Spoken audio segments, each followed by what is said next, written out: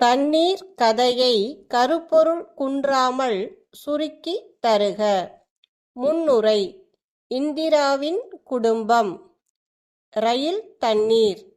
வீடு திரும்பாத இந்திரா. தாய் மனம். முடிவுரை.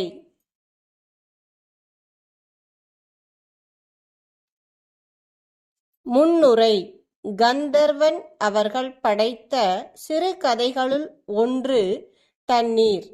குடிநீர் பற்றாக்குறையால் ஏற்படும் துன்பத்தைப் பற்றி இக்கதை கூறுகிறது. இந்திராவின் குடும்பம். இந்திரா அவளின் தாய், தந்தை, தம்பி என 4 பேர் கொண்ட குடும்பம். அம்மா வீட்டை கவனித்துக் கொள்கிறார். அப்பா ஆடு வளர்க்கிறார்.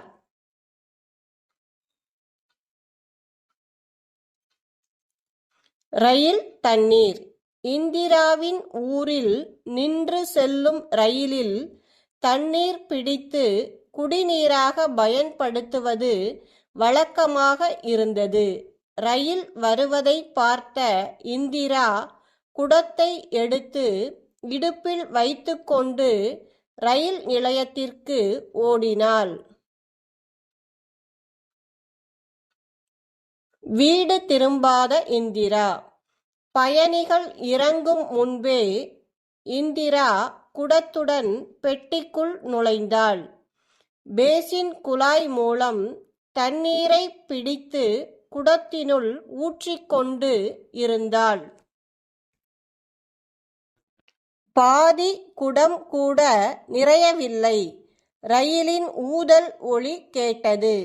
இன்னும் கொஞ்சம் தண்ணீர் பிடிக்கலாம் என்று இந்திரா பிடித்து கொண்டு இருக்கும்போது ரயில் நடைமேடையை தாண்டி வேகமாக நகர்ந்தது. குடம் நிறைந்ததும் ரயிலில் இருந்து குதிக்கும் போது வடக்கத்திய பெண் இவள் தற்கொலைக்கு முயல்வதாக நினைத்து பெட்டிக்குள் இந்திராவை இழுத்து விடுகிறாள். தாய் மனம். ரயில் கிளம்பியும் வீடு திரும்பாத இந்திராவை தேடி அவள் அம்மாவும் அப்பாவும் தண்டவாளத்தில் ரயில் பின்னால் ஓடினார்கள்.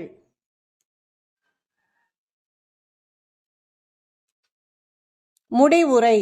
தூரத்தில் இந்திரா குடத்துடன் நடந்து வந்தாள். அவளை பார்த்த அம்மா ஓடிச் சென்று குடத்தை வாங்கினாள். ஒரு சொட்டு தண்ணீர் கூட சிந்தாமல் இந்திரா அதை எடுத்து வந்தாள்.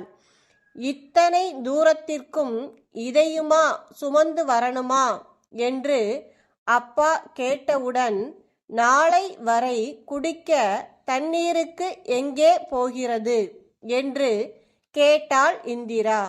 அந்த வினாவில் தண்ணீர் பஞ்சத்தின் கோர முகம் தெரிந்தது.